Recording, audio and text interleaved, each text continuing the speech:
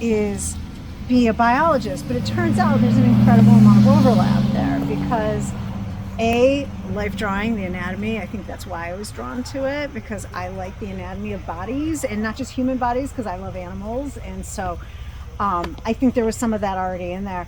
But when I teach, so I teach at Framingham State University. I'm a professor of biology. And when I teach, one of the things we have to teach is how to document what you see, sometimes by measurements, but sometimes by drawing. And so the drawing has always still played a part. And over the years, same thing. I would do nights of life drawing when it was available. Life drawing is really hard to get available because somebody's got to actually find someone who will be a model. And so anytime I found places that had life drawing available, I would jump on it. But we're talking I could go 5 years in between before having a chance to pick up a pencil again in that manner. And then I can't quite put my finger on how, but something, I think I saw somebody's work and I just fell in love. Something prompted me to say, try watercolors, which is insane because I'm a control freak. That's why I like pencils, right? And so suddenly we're going to just throw water on the page and watch what happens. And I don't know why I stuck with it. Because it's so not, but it was good for me. You know what I mean? It's like, it's actually good. Little release there, let go of the control. So I took some lessons here, there, and everywhere, mostly New England School of Fine Arts up in Worcester. And, but I did do one down in the Boston Museum. And then like I said, there was somebody who I admired. His name is, I don't know, we've tried to bring him out, Barry Van Dusen. He does birds, which is what my specialty is in wildlife. And his bird paintings to me are my favorite. So he actually did a workshop and I attended it. And afterwards, I actually went for private tutoring with him once a month for a summer and learned a lot that way. So I'm new to watercolor in that sense, in the big scheme of things. I mean, I've probably been doing it since about 2015 at this point. But still, I mean, I'm a baby because I'm playing at it in my off time. You know what I mean? So I can go long hauls without touching it. But we did see your painting. And you did win this an award. one. Yeah, Oh, very nice. Thank you. Those fingers, so good. Very nice. Oh, thank you. And that's probably a little bit of the biology experience. You know, I think understanding the underlying anatomy is kind of important if you're going to do a close-up of any living creature, whether it be a plant or an animal or whatever. But when you're doing landscapes, it really gives you a lot more freedom because you're backing away. And so the shapes become nice and simpler. And you know what I mean? And so it can be a lot more loose. And that's great if you're going to do it on site, because on site, everything's harder. You've got wind blowing, you've got bugs landing in your watercolor, you know, like, all kinds of things are happening. You're sitting on a weird chair and trying to stay comfortable. And you've got the public. Have you had this? People just going, oh, what are you doing? What are you looking at? What are you doing? And I get like, you know, it kind of gets me out of my zone. And I do much better when I zone out and I'm like, it's me and whatever I'm doing. So there's a lot of distractions when you're outside. So we're calling this SketchFest. It can be called urban sketching if you're focusing primarily on people, cars, and buildings. But from my worldview, it's called field sketching because I'm a field biologist. So I think of anytime you're outdoors now, it's field work. So I think of it as field sketching. When I started doing watercolor, we call it plein air painting because now it's out in the open air. So there's a lot of words, and I don't know if there's any hard boundaries. I get the sense there's not hard boundaries between these things. When I hear the word sketching, I first think pencil, but when I hear urban sketching, I think ink. So generally, urban sketchers pull out a ballpoint pen or one of these ink pens, and they're throwing the ink down first, and they're maybe putting color in, maybe not putting color in. But it's really about that more graphic design look of an ink drawing. Do you know what I mean? It's permanent, right? Boop. You put the ink down, and it's there, and that is gutsy. Right? I mean, that's almost gutsier than watercolor even. I mean, it's like the ink is on. Watercolor I can lift. But, you know, the ink, that takes nerve. And I'm not sure I'm built that way. Even if you look at my ink drawings, you'll see some pencil under there. Just a little something to give me some scaffolding, to be like, where's that line going to be? So I'm a little bit of a chicken. So I do plein air painting. I'm going to try not to slip into going into that conversation, because I think plein air painting is got a lot more equipment involved in it, a lot more different types of techniques than sketching. So I'm going to try to stay really brief on any conversation about watercolor, other than just plopping color down in splotches in places where you want that, if you want that color. That being said, I am not personally a huge fan of myself, meaning my skill set. I'm not a fan of colored markers. I do not use them well, and I see people who use them well, and that's not me. So if I'm going to add color, I almost always add watercolor, because when I lay down marker, I don't like what I do with it, but I've seen people do beautiful stuff with it. So my goal here one of the things my goal is, so I told you I'm a professor, so if there's one thing this woman can do, she can talk. So what I like to do, I'm starting right away like I do in my classroom, which is I set a timer on me to stop talking. And so at the very least, if I'm still talking in 40 minutes, this is going to yell at me and say, you've gone way too long. These people want to sketch. They don't want to listen to you. So I'm already setting that just to shut me up if I'm still going, okay? The most important thing for me today is just hoping that I answer any questions that you guys might have, and then just let you go to it and just have, I love walking around and just looking at what people are doing, and certainly would answer any questions, and I will sketch too. I'll show you, but I think it's way more fun for you guys to do the sketching. So I did make some notes to myself about things to mention, because once I get going. I told you about the Urban Sketchers. Have you guys heard of that? Mm-hmm. So there's actually a website, and you can be a member if you want to. I'm not. But Urban Sketchers, and there's a chapter in Boston.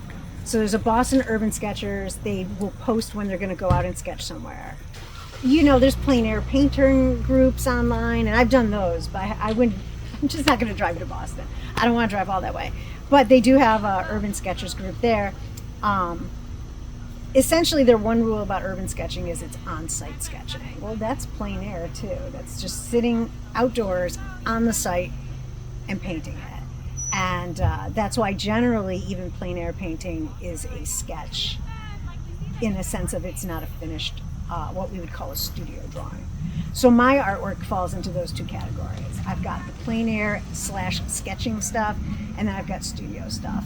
Sometimes the sketching stuff is a preliminary to doing a studio piece, so that I can really make it like meticulous. I told you I'm a control freak. Mm-hmm. But sometimes the sketching is just beautiful in and of itself. I love the look of loose, like you can just see the moment, you can see every flick of the hand. I love looking at sketches. So for me, sketching is in and of itself an art form that is very gratifying. So. And you guys, if you can kind of give me a sense of what you find maybe inspired, something that you would like to do. I could pull some of the stuff off and you guys can sit around the table. Oh yeah, you don't have to stand while I'm talking. I'm on. This is complete. You can leave the pens and things too in the middle. Yeah, I'm going to use this as my little tripod. There you go. So, just to give you a sense of the different things, and if I can find out what you guys think is interesting, I can focus a little bit more on that. So this, if you don't know Whitensville, this is the Village Congregational Church, and I've actually put up 2 studio pieces of this. But this was my original. I did it on the lawn outside the church. Again, pencil sketch, followed by throwing, like I said, just throwing down watercolor and getting the sense of it. Now I take a photograph, of course, because I need a photo reference for later on. Partly to do a studio drawing, but also because the light changes. So these shadows are moving on you. If you take too long to sketch, you're going to find yourself botching your sketch because the shadow has just changed, and now you go back, you don't realize, and you start changing that line. Now you got lines on top of lines. So there is something about, when we say speed, I don't mean 5 minutes, but I'd say, if I'm not done in about an hour, I'm going to start ruining it because the sun has moved in an hour to somewhere where it's putting different lines on it. So this probably took me about 45 minutes, and then I have literally set timers. And when the timer goes off, get up and move or else you'll ruin your sketch. So this was just downtown This one is up in Worcester. You guys know Green Hill Park probably? Because you go up to Worcester. And this was me trying to use, I think they're called aquarelle pencils that are actually supposed to be like, they feel like graphite, but they smear like watercolor with, I gotta say I don't like it, but it's probably because I have so much background in charcoal and graphite that these are like not watercolor and not the, and being in between, I just want, anyways. But it does allow you to get some really rich dark blacks. And what I'm gonna say eventually or repeatedly is that getting a whole gradation of values is what takes a sketch to the next level. I'm not saying this is beautiful, this was just sitting around in the park, but just having whites and having darks and then values in between. If you can find that you've got the whole range of values, here's your 5, which is your darkest, here's your 0, which is the white paper showing through. And if you can get all the different shadows in between, people's eyes are going to wiggle around your drawing going, oh, look at that, oh, look at that, oh, look at that. They can't help it. They're visiting the values. And so you try to get a nice range of values in any drawing or painting. Is there ink in this as well? Yeah, and then later I isolated those spots because to make them really pop out. So yeah, that was me. And again, I have not gone back to that. I gave those pencils away because they didn't, I just couldn't do it. This is just my front yard. So again, you can do this kind of thing anywhere. This is me just sitting out. There's a big boulder in my front yard and there's a bush next to it. And then there's dark tree woods area behind it. So that gave me my darks with the dark trees behind it. Of course, you gotta love birches, so they're popping through. But then, so the focal was not just this boulder, but the shadows. I'm a lover of shadows. So the shadows from this bush were making fun shapes on it. But the goal again was preserve your lightest lights, your darkest darks, and it makes your eyeball just wiggle all over the place. And of course, being a wildlife biologist, I'm also always sketching the animals who are boogieing through the area there too. So again, that's ink. Did I do, honestly, I think I was trying to be bold, and so there's no pencil on that one. That's all ink, and that's for me an accomplishment. That's just, Excuse me, when you did the ink, you use a pen? yeah, just a marker. Like Any which one, like these. Like those? Yeah. Oh, wow. Yeah, any of these. I have these at home. Any of these would work. Yeah, so I just grab, and I'm not a slave to what size pen. I just grab whichever one's closest to me and grab it. The one exception I was saying to Lisa was having some really big fat ones. So usually a 1.0 or a point even bigger than that is great. Let me see what I this like having one the fat ones too. That's not it. Oops. The really big fat one. There's always one in a set that's nice and big. There's a brush. It's going to make this part a lot easier. See how dark I was trying to get it with my cross hatching? Right. But remember when we're in the field, we really kind of want to do things a little faster. So if you do have one in your set that's fat, you go through and do cross hatching with that, which I did not do here, so it took me a lot of time. And ultimately I went to the paint to get it dark enough. But if you had a slightly fatter version of the same marker you're using throughout, you could fill that in and get your darks, because that's really, for composition, that's really, you got to have your whole range of values there. So this one I did, this is in with a P, you guys, in this New England, in Rhode Island, Pawtucket. This is one of the heritage parks, one of the old barns that are there. And you can see you're starting to see that I'm redundant. I love me a good tree shadow, right? I see a shadow and I'm like, ooh, interesting. So I just sat on a tripod, again, sat on my little stool there, and I did have my paint set with me to fill in, and did that. Now this is here. This is actually right down the road, right here on Hartford Ave, looking out over the wetlands. And this was a quick pencil sketch, but I took a picture. There's something about the pencil sketch really gets more of the character. The photograph is for like details and accuracy, but the character is in the way your hand moves, because your hand is moving in the moment. Are you cold? Are you warm? Is it sunny? It comes across in the way you're kind of flicking around there. Are you angry at the mosquitoes? That's gonna come across in all of it, yeah. So this one has flecks of the paint because I actually did make a painting from this. I actually gave it to some friends of mine who live across the river right over there. So this has that, all that green is actually not part of it. It's flecks because I used this as a reference while I was painting it. And then this one When did I have that up recently at one of ours? I can't think of which one. Yeah, I think so. This one was in one of our shows recently. This is literally, I sat, if you look across the pond right there by that bush on the edge of the pond, there's one little green bush sitting there. I sat there and I looked at this bridge right here. I don't know if you guys can see the bridge. So yeah, I don't know if you're familiar with this, but so I sat there, I looked at the bridge, and this was actually done plein air. You can see pencil was my starting point, threw in the bridge and stuff, but I did not draw a magnificent picture, as you can see from this one. It's just giving me shapes. Just where are the shapes? Do I like where the shapes are? This is really good for sometimes establishing where my darks are to make sure that I put my darks where they ought to be. But after that, you really got to drop some kind of dark. If this had been a marker, I would have been bleeding all over that thing because the dark is what drew me to that particular. Having this is the gravel path, having it pop out of there. This was again shadows from the trees over here, and there was another shadow going there, and that's really what drew me in. That and the little skylight. So I love all the dark through here with the lighter green. It takes a long time to put that in too, because you're like, there, it's all so green. Dark. Oh, look, it's a little darker, and then you let it dry, and you're like, it's not that dark. You got to go in again. Is this watercolor? Are there pencils? So this was a little bit of pencil to sketch where my edges are, and then this was all watercolor. Now this is a print of that one, not the original, but yeah, it was all pencil and watercolor on this one. And I did these were all local, which is why I wanted to bring those to show you. Then when I travel, so I've been to Europe the last decade, I've probably been over to Europe about 5-6 times.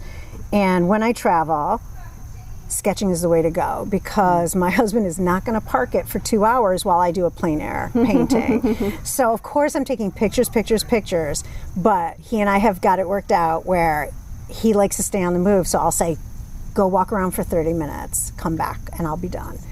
And that makes me have to do it in 30 minutes, which I'm not happy about, right? But I do it. Take your time. Exactly. And so, for example, this was me playing with markers. And as I said, I don't feel good about the way I work with markers. I like the ink, so I kept it, but I do not like the marker work. And this was me working with markers, and on a smaller scale, I find I do better.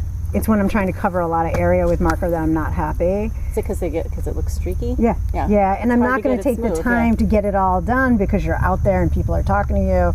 So when I work small, I don't mind using the colored markers. When I start going bigger, I think I need to stick with the line work and either drop in watercolor or just leave it monochromatic. This is from my most recent trip. Working smaller now has really gotten where I'm more willing to pull out my sketch. I don't know about you guys, but you might carry it with you and you don't pull it out. You're like, I will, later. Next corner, I'll do. And there's something about unloading all your crap that it's like, well, maybe the next corner. This one might not be perfect. If it's a small sketchbook, which I'm going to show you mine, you are so much more likely to just whip it out while you're waiting in line for something and just be like, I did it on the line to the Louvre. Right? We had to wait to get into the Louvre, and I'm like, here's hundreds of people waiting in line. But I mean, I've got the Louvre, which is a palace around me. So I pulled it out, and it's on my wall now. I mean, it's the craziest thing. Which ones might, by the way, I throw away 10 times as many sketches as I keep. Some people say never throw away a sketch. I'm like, how much space do we all have? So if I don't like it, I do chuck it. So this was actually preliminary sketch. I then did a watercolor later from it, but this really helped me decide if I like the composition. And again, airports, I sketch people all the time in airports. Things that I find interesting and comical or unique shapes to them. And you gotta choose the way you do it, but an airport's perfect because everyone's standing there bored out of their mind. So me just gazing doesn't bother anybody, and I'm like, just bored. Right? This was, again, a couple were sitting on a bench in France in front of a boulangerie, and there was this huge shadow from the tree against the whole building line, and they had a wall in front of them. And they were adorable. It's just such a cute little couple. And she's ignoring him, reading a magazine. Is he gazing at her lovingly while she's ignoring? He's like, blah, blah, blah, blah, blah, blah, and she's like, yeah. So, you know what I mean? It's partly the story. You're there, you're laughing to yourself, like, look at these two, they're adorable. Sketch, sketch, sketch, sketch, sketch, you know? So it makes, for me, it makes part of my trip is the sketching that I do along the way. I can't remember well. That was just Italy. This was a really complicated, and this was to remind me to say this, very complicated cathedral. I have captured about 1/100th because this was the door, and then the cathedral was like, I mean, this is such a tiny fraction of what this was, and it's reminding me to say to you the best lesson I ever got from an artist was simplify to the point of brutality. Is what they say, to the point of brutality. If there are 40 lines, you put 4. Like, just simplify, because you cannot capture it. You cannot, nobody, I mean, no matter how great you are, you cannot capture it all. So be selective. Say, what is getting me excited about this? And pick that and draw that. And don't think you're going to get it all in. You're just never, I mean, I spent an hour trying to get all the futsy stuff, and I literally did the front door, nothing else. I've been to that cathedral. It's amazing. Have you? You know what I'm... Yeah, so you just sit there and your eyes just keep going and going. It's huge, and there's color. There's so much color. And it never stops over in Europe. It's like then the next cathedral, it's just as amazing, right? So, so with that being said, can I hear from you guys, like, what kinds of things do you want to be sketching if you go outside? If you were to go sketching outdoors, what would be the things you look at and you'd be like, I wish I could sketch that? Anybody, just shout it out. For me. What is it? Architecture. Yeah, me too. I like trees. Oh, you know, they offer entire workshops on sketching trees, partly because there's no two alike. I'm not that great at it, but I like them. Yeah, it's challenging. Yeah, it's a tree. Yeah, it's challenging, but they have so much character that you'll never get bored. Yeah, that's great.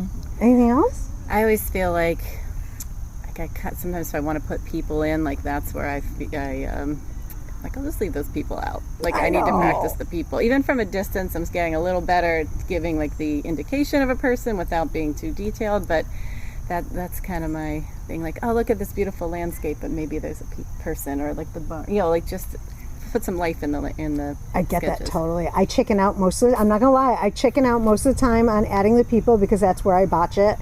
But I have done some online searching for great instruction about like the little cues of, well, what actually could I put in only 2 lines and it's a person. Right? I know some of the videos I watch, and they're like, put some random shape with the 2 sticks and a little dot head, and it's a person. I'm like, oh. And if you start with that, then you'll start to find your favorite little add-ons that start to fill it out a little more. So I'm at the same place you are. I'm just beginning to kind of, maybe a little bit in chicken, maybe do it in pencil so I can get rid of it if I don't like it. But yes, I agree that Make people... that into a bush. Yes, there you go. It's a tree now, see?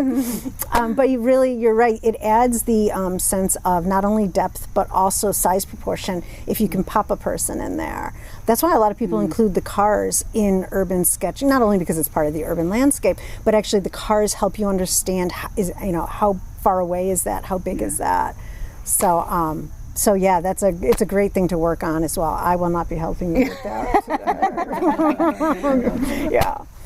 Anything else, you guys? Buildings, trees, maybe a few more. I avoid building, so I thought maybe it would work to try to sketch something on the barns. So you do want to kind of reach out to try maybe? Well, so I just took a lap around that building because like I said, I've been here drawing before, and being a wildlife biologist, I am drawn more to the wildlife. There's a part of me who's always like, is there a turtle out there? I'm gonna go find a turtle. But I just took a lap around it, and I've already come up with at least 5 good compositions walking around that. So one of the things I was thinking, there's no rules today, guys, so veto me anytime you'd like, was maybe we could even I could do a quick sketch of any, like even from this direction, not that this is necessarily my favorite, but if I did this one, think of it as I would take the lame perspective, and I could do a little whatever just to kind of give you a flavor, and then maybe even drop you guys off at the 5 different cool compositions, and you guys do your sketches, and then we all come back and we show each other. the best part about art is when you can trust each other enough to share with each other what we've done. That can be the challenging part, but you'll never be able to show anywhere if you can't show your friends, right? So we're all friends here. We can do this. So I'm just going to show you some equipment, and then I'll do a little futzing on this, and then I'd love to give you guys some of the spots that, if I take you guys around showing you why, to me, those would be great compositions if I were out sketching, okay? So in terms of equipment, I sketch sitting down. So that's not true for everybody. I do. I need to focus on my hands being steady, and I don't like standing and kind of, wobbling around. So as a wildlife biologist in the field, I have oodles and oodles of gear for sitting around outside, because I study animal behavior, so I sit and watch animals behave. This has got to be the easiest thing in the whole world, right? It can fit inside a backpack, literally, or it can be strapped behind it. And it's quite nice on the bum. It's one of the easiest ones to sit on for a long period of time. I have two, just in case anybody wants to use one today. This one I like because I'm getting older. So, we have a back, right? Yes, I'm starting to use this a lot more now. And then these become, you know what these become? The table for your stuff, right? So especially for watercolors, you have to have usually some flat surfaces. Yeah, I've got one of those too, actually. This is for the real hardy of those. If there were any like youngsters with us today, I'd probably be like, you can use this. These are those clamshell stadium seats, but I'll tell you, you can drop anywhere, and suddenly you're sitting on, even if you just want to keep it like this and use it as a cushion. But I can literally sit anywhere and sketch. But you got to be willing to come all the way down to the ground on that. Getting all the way up. No kidding, right? Well, that's where a passerby. Hello. And then this is the one that I buy for traveling. So this is what I would take to Europe with me each time. This is expensive though. So I mean, this is what I tell my students and stuff. Get this, $20 for that guy. But this one was expensive. And so it's the tripod.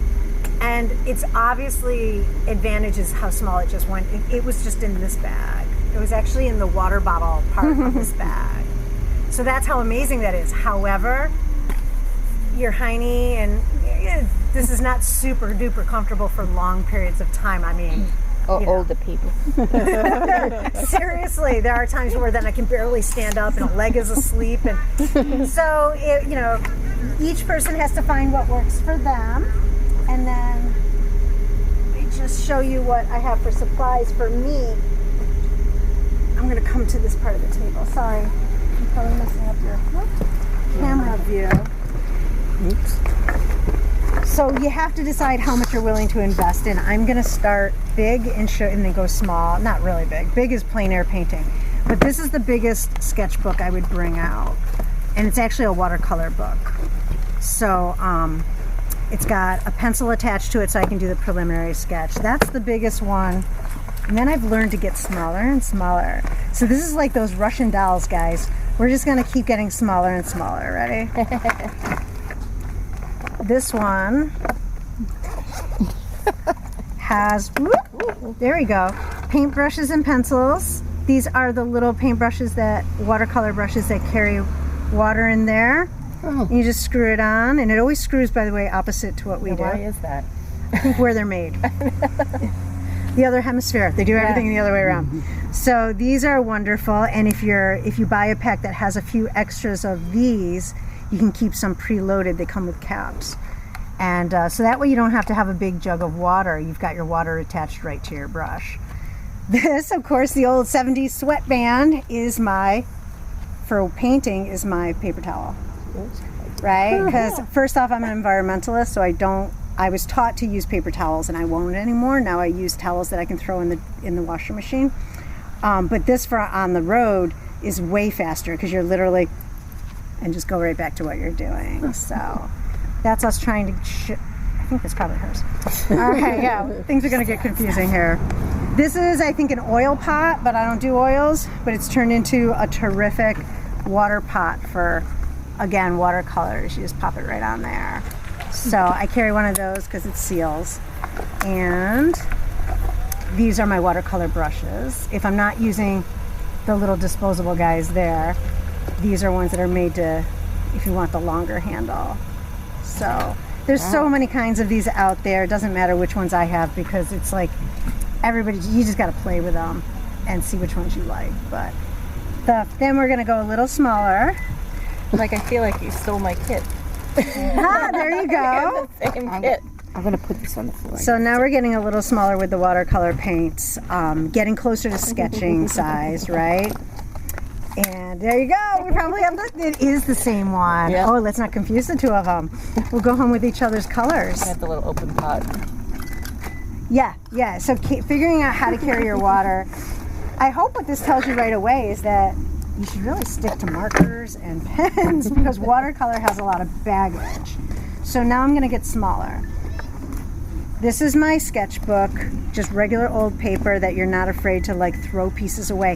Don't use expensive stuff for sketching, because I want to be able to throw my sketches away. If they're embarrassing to me and I'm like, I can't look at it, it's awful. People will say, keep it, you learn from every sketch. And I'm like, not if it makes me feel horrible when I look at it. I burn it. No, I recycle it. But the point is, don't buy expensive paper in that case unless you're planning on putting water on it. Like, this is wonderful sketch paper. It was cheap at Walmart, but it cannot take water. Not even a little bit of water. It's terrible. So if you're gonna go to water, you have to buy a watercolor sketchbook, bottom line. So here's a watercolor sketchbook getting smaller. Our baby ones, right?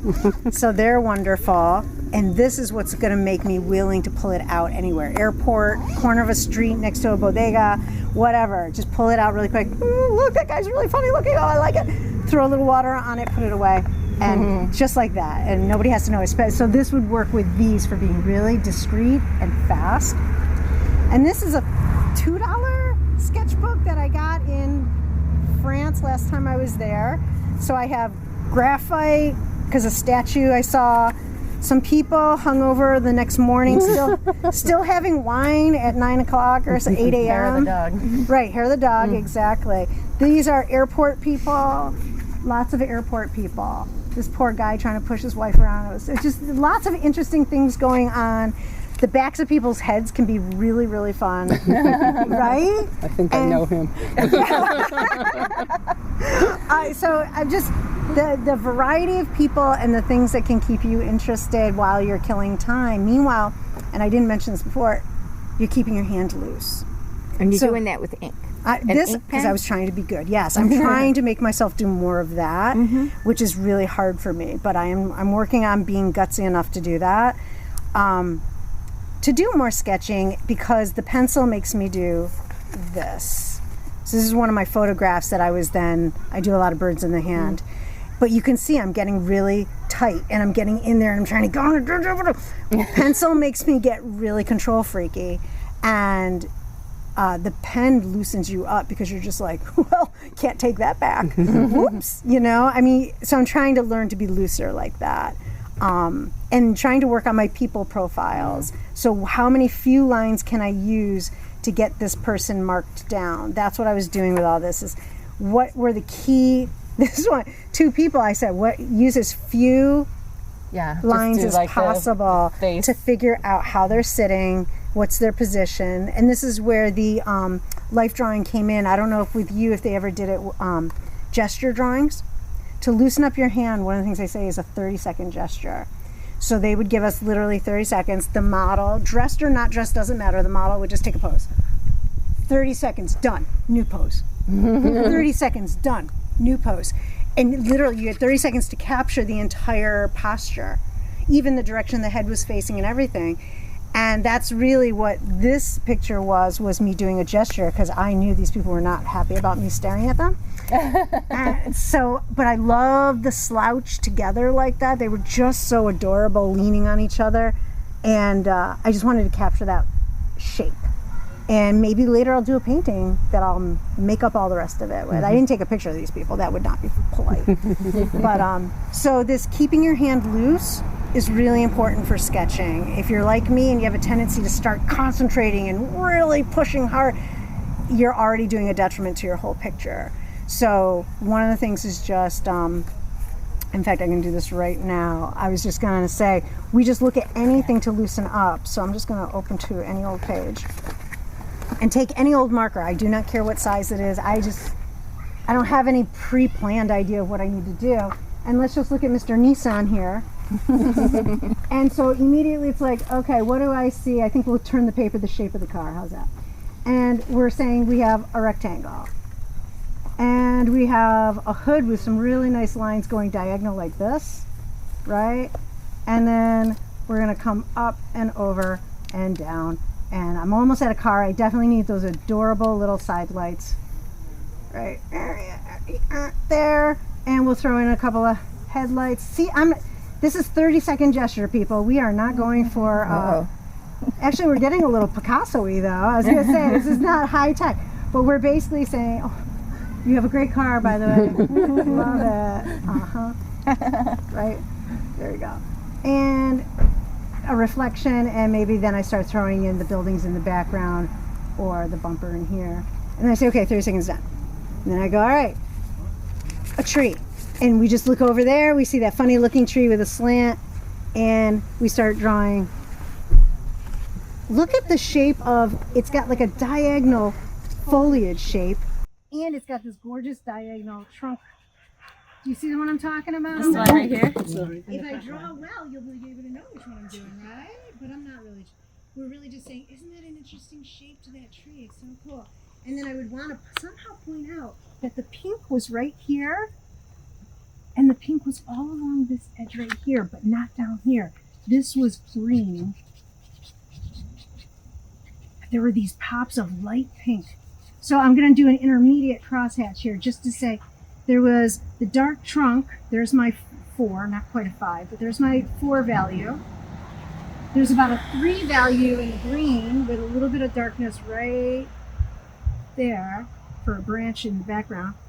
And then that gorgeous little pink pop is bright and light. And so if I were going to replicate this at home, this is just giving me some values to be like, but I'm also just loosening up my hand because I haven't drawn a thing today. So like this is just a way of getting me loosened up to do any sketching. And that's why the whole, if you're going to sit around in an airport, just start loosening the hand up. You're waiting for the line at the bank, loosen the hand up. No one knows what you're doing, especially if you're in line. People are behind you, they can't see. The staring at people will get you in trouble. That's the only exception. So lastly, because I do want to focus more on drawing than on painting,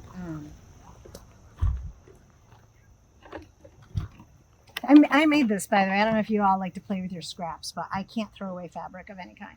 So I was just whipping out, can I make a little drawing kit, a sketch kit? And so I whipped together this thing out of really fancy ones you can see online. And so I whipped together this out of some old scraps that I had around. But, you know, a couple of pencils. I adore big old... Yeah, first I'm a Statler girl, so I won't use any eraser that's not a Statler. I need a big one, but I also need precision. So having this, and you can buy refills and keep throwing that in there. Those are the 2 things I have to have. And then any size pencil. I have different sizes just to play around with, but I'm not married to anything. Trying to work on my inks. And I'm even trying to do the ballpoint pen because there are those sketchers who say that's all you need is a ballpoint pen. Just go out, sketch with a ball. And I'm like, whoa. So I'm like, okay, let's see if we can do that. And so if I can just have this and this, it's like, okay, I'm off sketching. Which you can have this in your purse, you can have this in your grocery bag, you can have this anywhere. Because I think the secret really comes down to, again, I learned this from others, sketch every day. Sketch every day means I manage it maybe once or twice a week. But if you say you're going to sketch every day, maybe you'll sketch once or twice a week. And it's keeping your hand loose. It's keeping your eyes observing. And it's good for our brains, right? And then these are my Statlers. And yes, I do have the marker set, but I actually don't use them. I just use black or brown. I love the whole sepia look of brown, so I use the brown a lot. But black or brown ones, I really don't use these too much except for around the house. Yeah, let's label something around the house, pull out the markers. So I mean, I just showed you quick sketches. I don't know if anybody wants to see color laid down or if you'd rather just start sketching. Tell me what you guys would like to do. Sketch, yeah. Right? Like, come on, you came out here.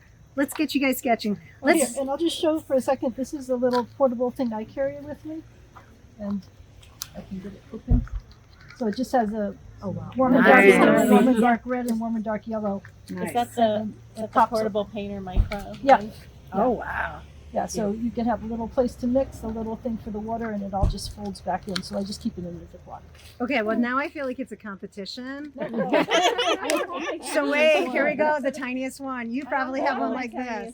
The tiniest one is the mini Altoid container. Yes, I have an Altoid small. Mini. It's Yeah. big. I didn't know. it was So such a small thing that as a I may mini- or may not be able to get it open. Oh my gosh. Oh my word. Yeah. How did you? All right, give it up. I Give don't it have up. it. I don't have it with me, but I have Well, it. how did you get the position? Oh, I see. That's the That way. came with it. Oh, Actually, you can okay. buy this on Amazon, and then I have my little cheat sheet here about which Yeah. colors I put in which Ah. one. Just because this one I'm working on a new set of colors, and I might forget which one did I put in there. Looks kind of like a burnt sienna, I think, but you don't want to find out on your painting. So I do give myself a little cheat sheet here, and yeah. So if you're interested in color, yeah, if you're interested in paint and colors, there's a lot of cheats. For example, seamstresses use this for keeping their needles, their pins. So yeah, so it goes like that, and this attaches, and so now. So this is actually what I did in all throughout France was I carried, so I had a deal with my husband. I said,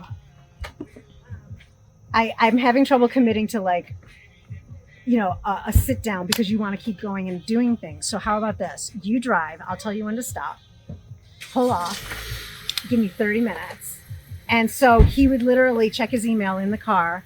So I would turn it like this. I would hold my sketchbook like this, and then I would have my little portable paintbrushes like this, and oh, in my water container, which I already showed you guys, clips onto my paper.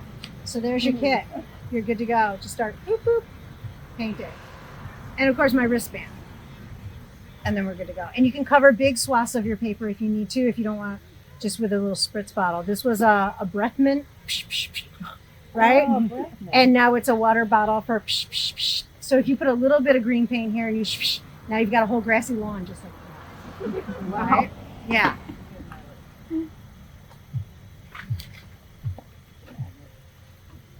And you all dabble in watercolor, right? A little bit? Okay, good. I didn't want to be wasting anybody's time to talk about watercolor if you were just interested in ink. Right. Just a little piece So of foam core with a magnet on it. if people want to take whatever supplies they want, I'll toss the rest in my car, and then I can always get things out of the car if people decide they want to Right, try but since something we're else. leaving, yeah, you don't want your stuff walking away. So feel free to grab watercolor paper or sketch paper or some of the pencils or pens or whatever. I'll bring mine while we walk. I'll bring mine as we walk, and we can talk about some compositions as we drop you guys off. How's that?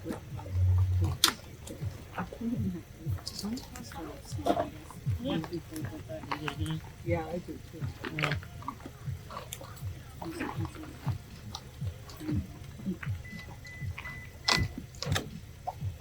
This wasn't for this.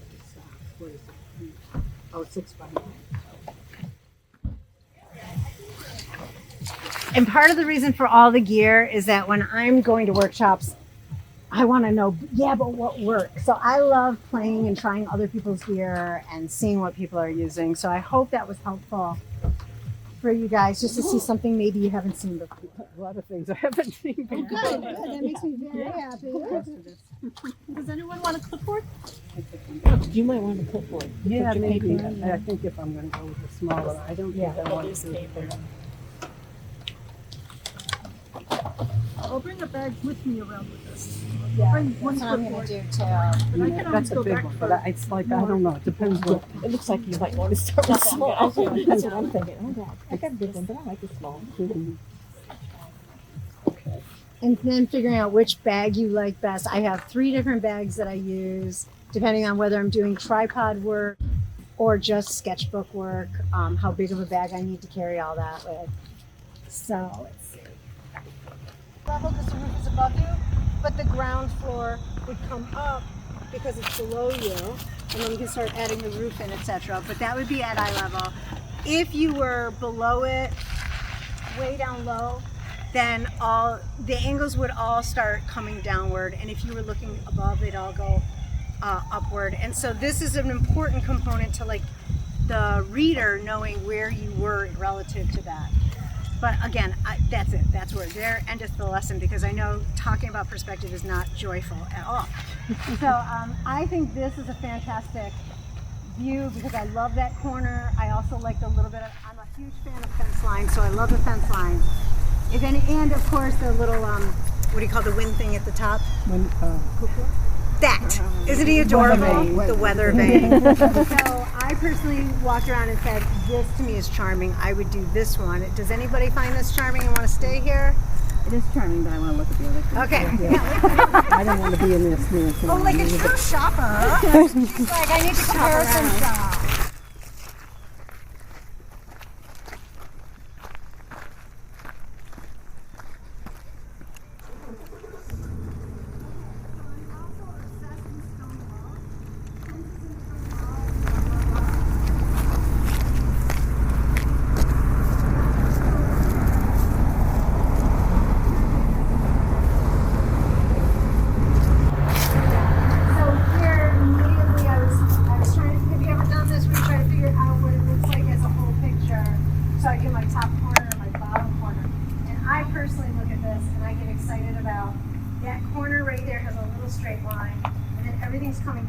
This way, and then I've got the stone wall going this way, the big tree coming up this way, and this awesome fence.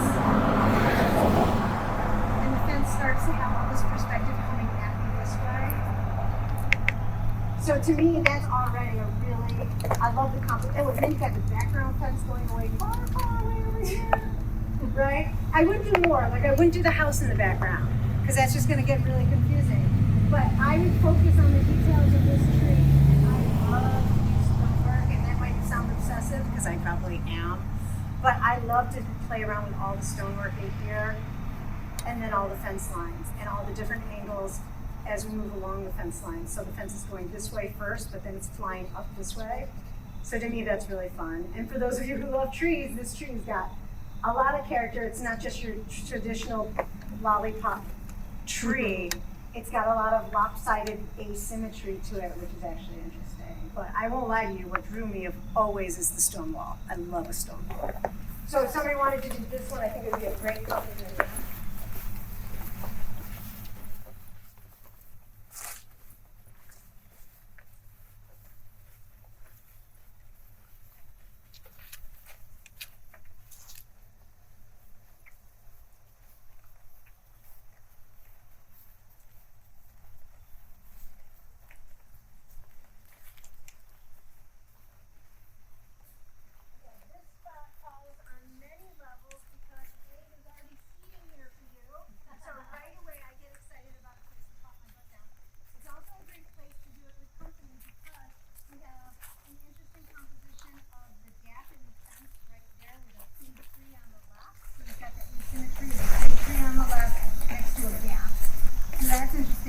And your partner could be over here. You've got a corner of a building broken up with all the fascinating, interesting wildflowers at the bottom.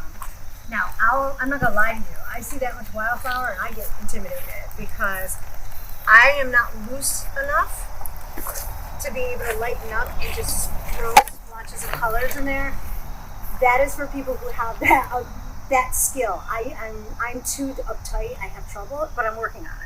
So I would love to be able to look at wildflowers and be like, bring it on. I look at them and I go, but I know it's a great composition and I would love to do that. But I also love this one, and it's so simple and elegant with a fence line with a break in it and a big tree on the left side. To me, that's like just poetry in its simplicity. So this is a great spot, I think, even for two people. Obviously, if a third person got jazzed and wanted to do water, rock on, then you are awesome, because water is not easy. But look at the, obviously the window, that's why the bench is there, because it's a gorgeous little spot. You've got the window framed by these trees.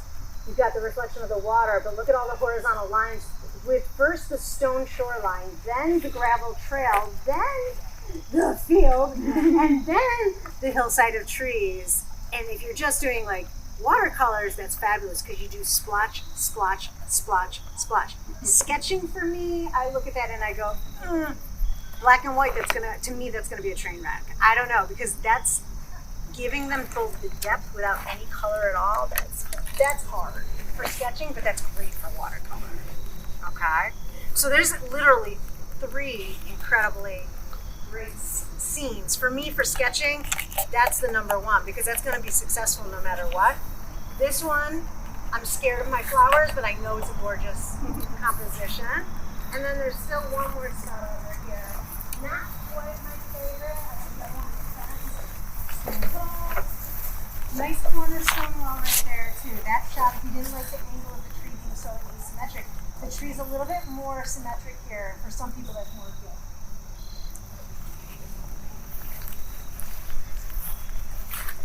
And this last corner is really going to come away from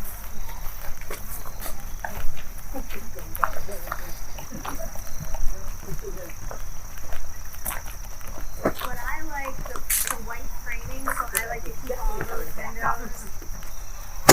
And on the surface of the lantern. And if you don't go too far, you can get that weather vane again with what is it called? The cupola? Love it. If you don't go too far down. If you're down here, you lose it. But if you stay off to this side, you get to keep that. And you always want some framing. And so you'll notice we have this dark green bush framing on the right. Remember our color values? We need to have something really dark to set off all the beautiful pops of white. So having just a touch of, you don't have to draw the whole bush, but having a slice of that bush framing the right-hand side is going to make all those whites in there pop out on your. And think about it, whites are great because you don't have to draw anything. Right? So I wouldn't go all the way to doing the left hand too. I would probably focus either on the right hand chunk of dark with the building, or the left hand chunk of dark with some of the building, but I wouldn't do all of that. So I don't know if you guys want to pick your favorite spot and go to it. I'd love to walk around and visit you while you're sketching and see what's happening.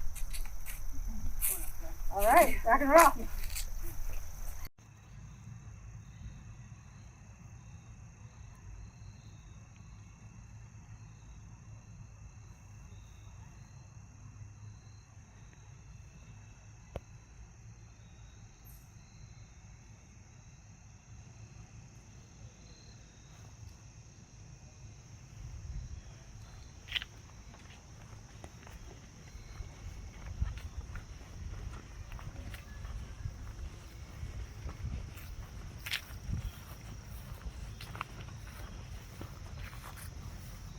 Pretty. I like how you do the trees.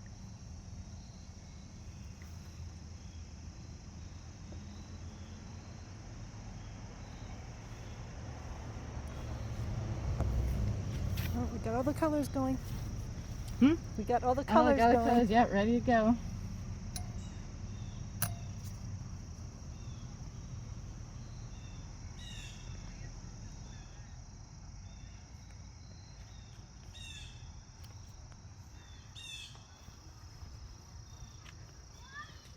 Well, this is the comfy chair.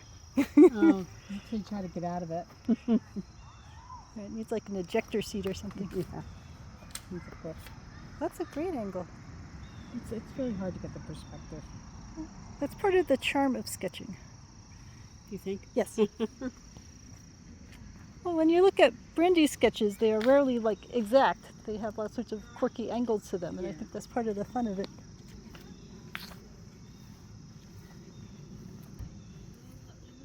Very nice. Thanks. I can't get these 2 lines over here. Well, no, we were saying quirky angles is part of the fun. Yeah, it's like, wait a minute. I don't know, this is okay. That I have no idea which way that should be going. I feel like it's totally opposite. But I don't know. That's what erasers are for. Right. Someone's doing pencil, someone's doing pencil. We got like all sorts of versions of it. It's cool. Really cool.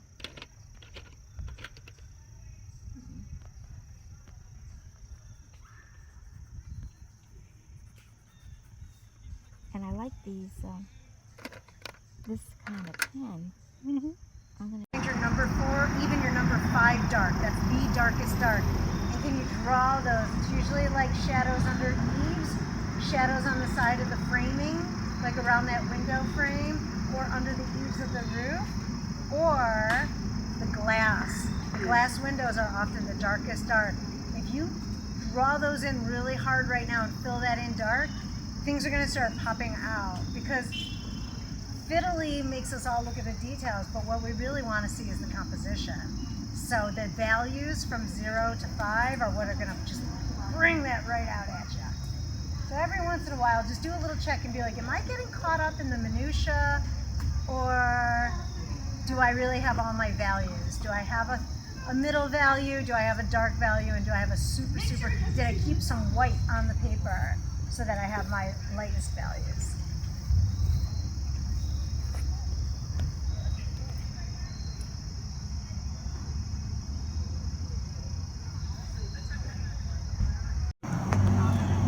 Sometimes the hardest part, guys, is putting the medium color down, because it looks like it's so much space to color.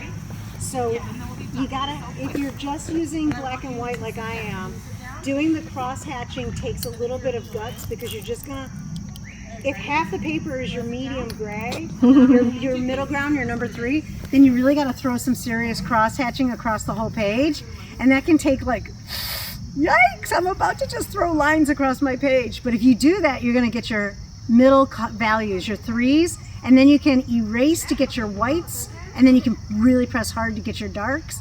Don't be afraid to go and color most of your paper into like mediums, so that then you can really draw out your darks. Otherwise, a big white page can be daunting. It's a lot of white to tackle. So go ahead and get rid of that white. Throw a whole lot of cross hatching across your page. Get a lot of graphite on that page, or a lot of ink on that page. Oh, mine always look like I don't know, nut trees. Nut trees. Yours look very organic. Very nicely done. Okay.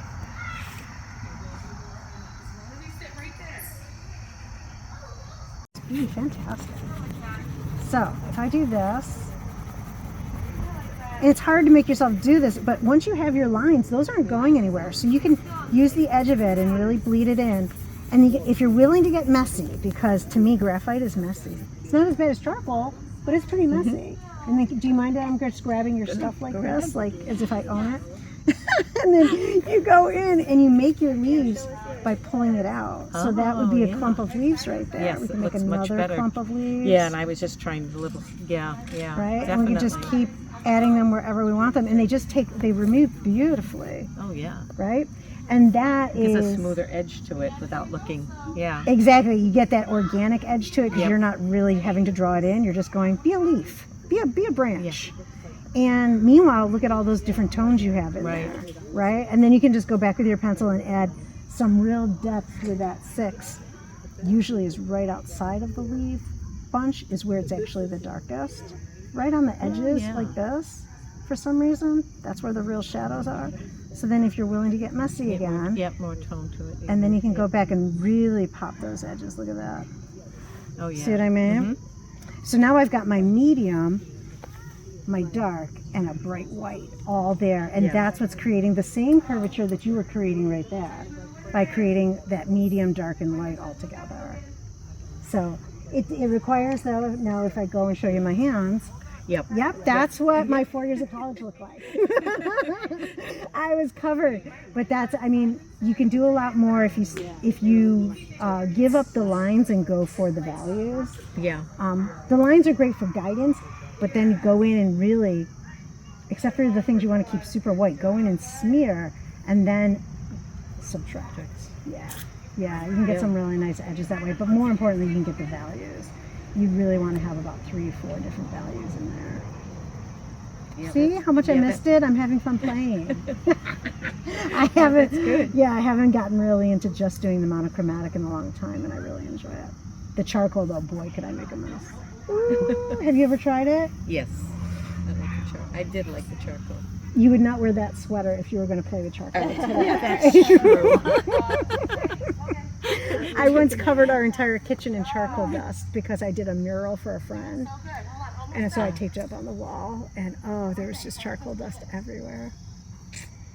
Gotta love those husbands who put up with this. Even from here, I can see your dark shadow lines, which are gorgeous. Can you see that from here? Yes, yeah. Gorgeous dark shadow lines where you've got your edges and you've added that dark. Yeah, I'm leaving the windows to last because I know I'm going to put my hand in them if I do. Oh yeah, right? But I'm telling you, I can see the 3 dimensions of that from way over here. That's how strong of a 3-dimensional image you made with those lines, the darkness of those. Thank you. Yeah, it's amazing.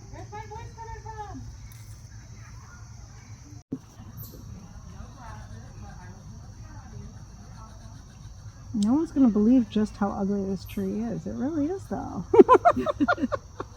Which tree?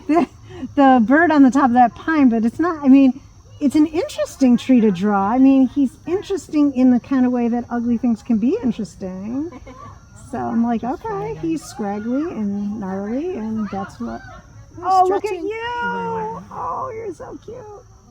Turned and now it's not. Well, now it's just your butt. Oh, no, he's stretching Oh, again. yeah. It's stretching out, isn't it? Yeah, yeah. Oh, look at those wings there. Yeah. He's got a little red going on. He wants to have it.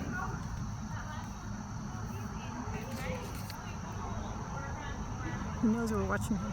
Yeah, wildlife sketching is really challenging, and that's why I wanted to bring Barry Van Dusen, because that's what he does for a living. All his stuff starts from real life sketching out in the field while the animal is moving around. He's phenomenal.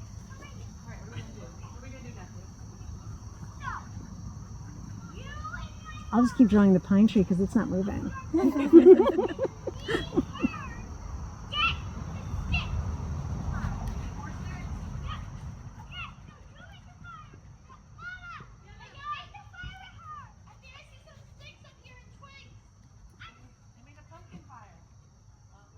This side is very difficult for me to get, just like, I understand.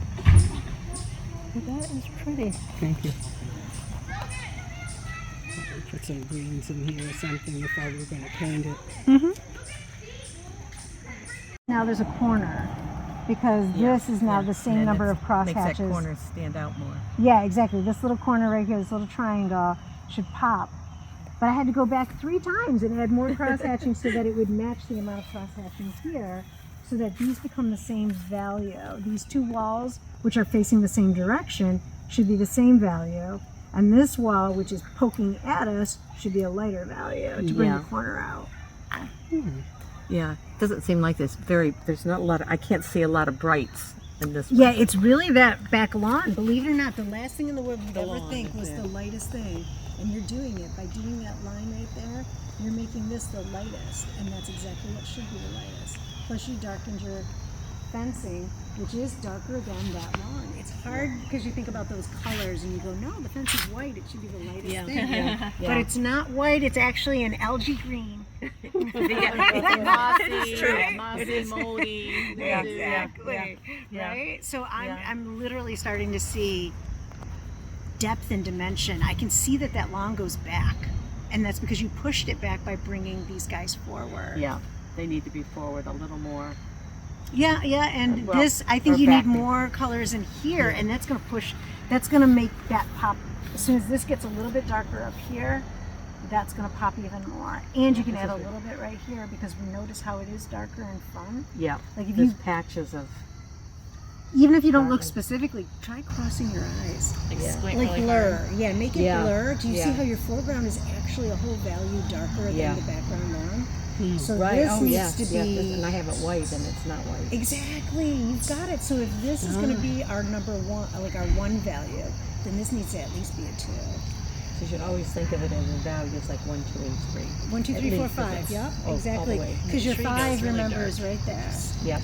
And they say one of the smart things to do is what you did, which is putting your darkest early on in the process, because you always then measure it relative to your 5. You're like, okay, here's my, you said this was your 0. The sky is the brightest thing up there. Yep. 0 and my 5. Where does everything else fit in between those two? Yeah. Good. Good. Yeah, I'm really seeing it turn three-dimensional right in front of my eyes. Good. Thank you. Gorgeous.